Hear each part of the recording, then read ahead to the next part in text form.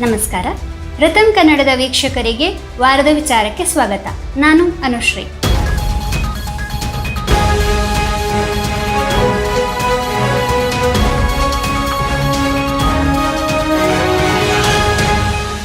ಅಮ್ಮನ ವಾತ್ಸಲ್ಯ, ಅಪ್ಪನ ಪ್ರೀತಿ, ಅಜ್ಜನ ಶಿಸ್ತು, ಅಜ್ಜಿಯ ಕಥೆಗಳು, ದೊಡ್ಡಪ್ಪ ಚಿಕ್ಕಪ್ಪರ ಸಲುಗೆ, ಸೋದರತ್ತೆಯಂದಿರ ಕಾಳಜಿ ಇದಿಷ್ಟನ್ನು ಒಂದೇ ಸೂರಿನಡಿ ಅನುಭವಿಸ್ತಾ ಇದ್ದಂತಹ ಭಾಗ್ಯಶಾಲಿಗಳು ನಮ್ಮ ಹಳೆ ತಲೆಮಾರಿನವರು. ಆದರೆ ಇವತ್ತು ಪಾಶ್ಚಾತ್ಯೀಕರಣದ ಫಲವಾಗಿ ಅವಿಭಕ್ತ ಕುಟುಂಬಗಳೆಲ್ಲವೂ ಒಡೆದು ಛಿದ್ರ ಛಿದ್ರವಾಗಿ ವಿಭಕ್ತ ಕುಟುಂಬಗಳಾಗಿ ಮಾರ್ಪಟ್ಟಿವೆ.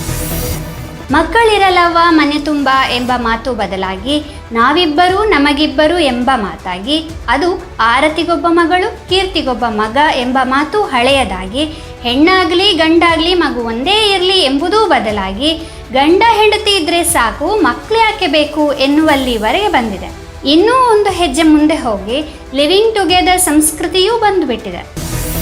ಸದ್ಯಕ್ಕೆ ಆ ವಿಚಾರ ಪಕ್ಕಕ್ಕಿಡೋಣ. ನಾನೀಗ ಹೇಳೋಕೆ ಹೊರಟಿರೋದು ಒಂದು ಕುಟುಂಬದಲ್ಲಿರುವ ಮಕ್ಕಳ ಸಂಖ್ಯೆ ಮತ್ತು ಅದು ಹೇಗೆ ಮಕ್ಕಳ ಭವಿಷ್ಯದ ಮೇಲೆ ಪರಿಣಾಮ ಬೀರುತ್ತೆ ಎಂಬ ವಿಚಾರವಾಗಿ. ನಮ್ಮಲ್ಲಿ ಈಗ ಇರುವಂತಹ ರಕ್ತ ಸಂಬಂಧಗಳಾದ ದೊಡ್ಡಪ್ಪ, ಚಿಕ್ಕಪ್ಪ, ದೊಡ್ಡಮ್ಮ, ಚಿಕ್ಕಮ್ಮ, ಸೋದರತ್ತೆ, ಸೋದರ ಮಾವ ಇವು ನಿಧಾನವಾಗಿ ಕಣ್ಮರೆಯಾಗ್ತಾ ಇವೆ. ಅದು ಹೇಗೆ? ಉದಾಹರಣೆ ಸಹಿತ ನೋಡೋಣ ಬನ್ನಿ. ಒಂದು ದಂಪತಿಗೆ 2 ಗಂಡು ಮತ್ತು 2 ಹೆಣ್ಣು ಮಕ್ಕಳು ಅಂತಾದರೆ ಆ ಮಕ್ಕಳ ಮಕ್ಕಳಿಗೆ ಈ ಎಲ್ಲ ರಕ್ತ ಸಂಬಂಧಗಳು ಅಂದರೆ ದೊಡ್ಡಪ್ಪ ಅಥವಾ ಚಿಕ್ಕಪ್ಪ, ದೊಡ್ಡಮ್ಮ ಅಥವಾ ಚಿಕ್ಕಮ್ಮ, ಸೋದರ ಮಾವ ಅಥವಾ ಸೋದರತ್ತೆ ಈ ಎಲ್ಲ ರಕ್ತ ಸಂಬಂಧಗಳು ಸಿಗ್ತವೆ. ಒಂದು ವೇಳೆ ಆ ದಂಪತಿಗೆ 2 ಗಂಡು ಮತ್ತು 1 ಹೆಣ್ಣು ಮಗು ಅಂತಾದರೆ ಆ ಒಂದು ಹೆಣ್ಣು ಮಗುವಿನ ಮಕ್ಕಳಿಗೆ ಚಿಕ್ಕಮ್ಮನಾಗಲಿ ದೊಡ್ಡಮ್ಮನಾಗಲಿ ಇರೋದಿಲ್ಲ. ನಿಜವಾಗಿ ಹೇಳೋದಾದರೆ ಮಕ್ಕಳಿಗೆ ಅಮ್ಮನ ನಂತರ ದೊಡ್ಡಮ್ಮ ಅಥವಾ ಚಿಕ್ಕಮ್ಮನೇ ಕಾಳಜಿ ಮಾಡಬೇಕಾದ್ದು ಅಲ್ವಾ? ಆದರೆ ಇಲ್ಲಿ ಮಕ್ಕಳಿಗೆ ಆ ಸೌಭಾಗ್ಯ ಇರೋದಿಲ್ಲ. ಒಂದು ವೇಳೆ ಆ ದಂಪತಿಗೆ 1 ಗಂಡು ಮತ್ತು 2 ಹೆಣ್ಣು ಮಕ್ಕಳಾದರೆ ಮುಂದೆ ಆ ಗಂಡು ಮಗುವಿನ ಮಕ್ಕಳಿಗೆ ಚಿಕ್ಕಪ್ಪನೂ ಇಲ್ಲ ದೊಡ್ಡಪ್ಪನೂ ಇಲ್ಲ.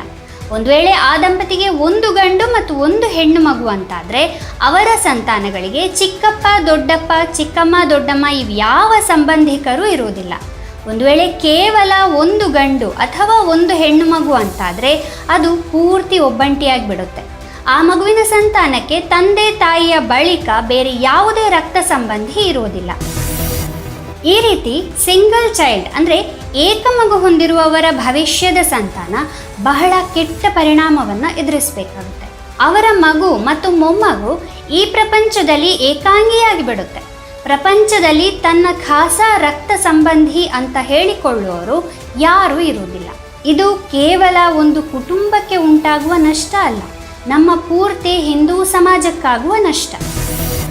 ಪಾಶ್ಚಿಮಾತ್ಯ ದೇಶಗಳಲ್ಲಿ ಸಿಂಗಲ್ ಚೈಲ್ಡ್ ಪಾಲಿಸಿಯು ಭಾರತಕ್ಕಿಂತಲೂ ಮೊದಲೇ ಆರಂಭವಾಗಿತ್ತು. ಅಲ್ಲೆಲ್ಲ ಇದರ ಭಯಾನಕ ಪರಿಣಾಮ ಈಗ ಕಂಡುಬರೋಕ್ಕೆ ಶುರುವಾಗಿದೆ. ಪಾಶ್ಚಿಮಾತ್ಯ ದೇಶಗಳಲ್ಲಿ ಕುಟುಂಬ ವ್ಯವಸ್ಥೆ ಅನ್ನೋದು ಕೊನೆ ಹಂತ ತಲುಪಿದೆ. ಅಲ್ಲಿನ ಪೀಳಿಗೆ ವಿವಾಹವಾಗೋಕೆನೆ ಇಷ್ಟಪಡೋದಿಲ್ಲ.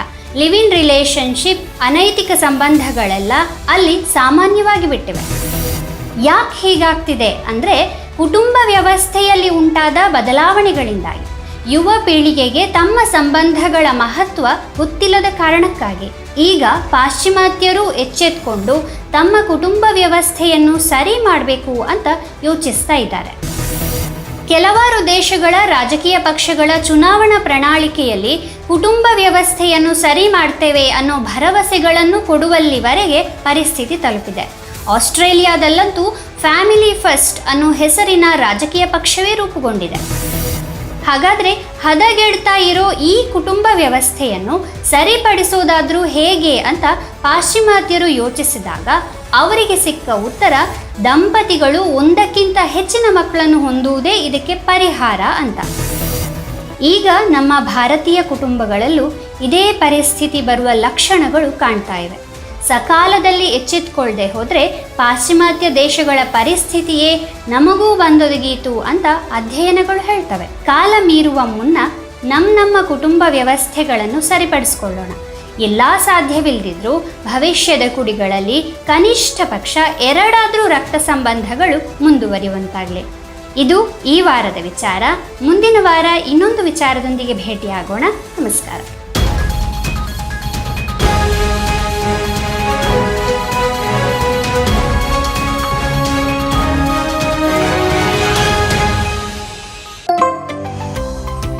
ನಮಸ್ಕಾರ.